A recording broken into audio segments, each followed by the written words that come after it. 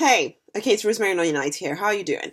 Now, this is the thing. Your internal conflict, the stuff that is going on under the surface within you is keeping you trapped, and it is time to be free. You want so much, and yet you run from it. You continually put stumbling blocks in your own way because you worry about the opinions of other men, the opinions of people who are not even thinking about you, the opinions of a God who seems to want to keep you down. You keep living to old ideas about what you should do instead of seeing that the pull, the drive within you is absolutely what you are called to do today. Instead, you tell yourself to stop, to slow down, to stop being selfish, to give in, to be silent, to be small, because you think that that's the right thing to do. You are powerful, and yet you live like a mouse, okay? Your voice has been silenced by the events, the circumstances of your life. Your voice has been silenced by mentors that you've looked up to who didn't know any better than to keep you in your place. And you've started to lie to yourself and to everyone about what you really, truly want. And I know you don't see that you're lying to yourself here because you now think that this is the only way it must be. You think you must deny yourself and your desires just to get through each day and to support the people in your life who want you to remain predictable. You are not predictable. You are not small. You are powerful. And you do know this, but you play this role because you think you must. And so you deny the things that you actually want. You want wealth. So much so that you don't have to worry about it anymore. That's freedom, isn't it? You want to live out your calling. You want to change lives and be fulfilled, right? And you want the love of your family and a close-knit group of friends. I get it. You do want that. And yet you don't think you can have it all. You make yourself feel guilty for even trying to have it all. And so you get in your own way. Do you see? Do you see? Can I please remind you that you're only limited by the thoughts in your own head? While you tell yourself that you cannot have love, you cannot have purpose, you cannot have freedom and wealth, then that becomes a reality for you.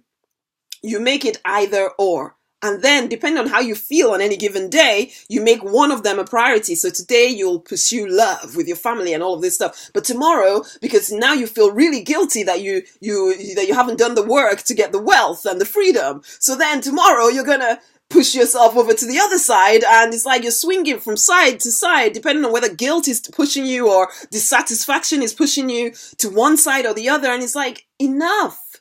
You don't need to feel guilty that you're not enough of a family person so that you're swinging back in the direction of being, something else. It's like, enough.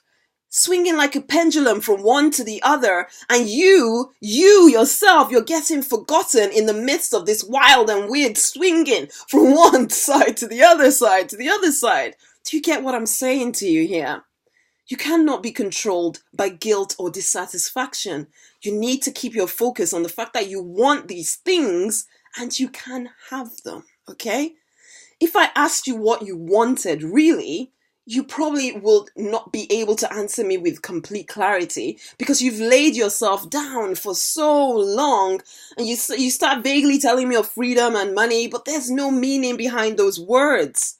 And so then you beg and you plead with God to give you relief from this stressful way of living, but there's no respite because you forget that you already know what to do, but your conditioning to date makes you think that the answer that keeps coming up within you is false. Honey, you need help. Okay? And not I know that the word help makes you feel as if you're weak or something along those lines, but this is not because you're weak. But because right now in your life, there is no one for you to really talk to who will allow you to be who you are in this moment. You feel you must continually put on a front for all of them. It unnerves them to see you feeling uncertain, and because you're supposed to be the one that knows what to do. But right now, you don't feel like you know. And so you keep plodding through each day, telling yourself to be satisfied, to be strong, but there's a whirlwind of chaos going on inside of your head, inside of your heart.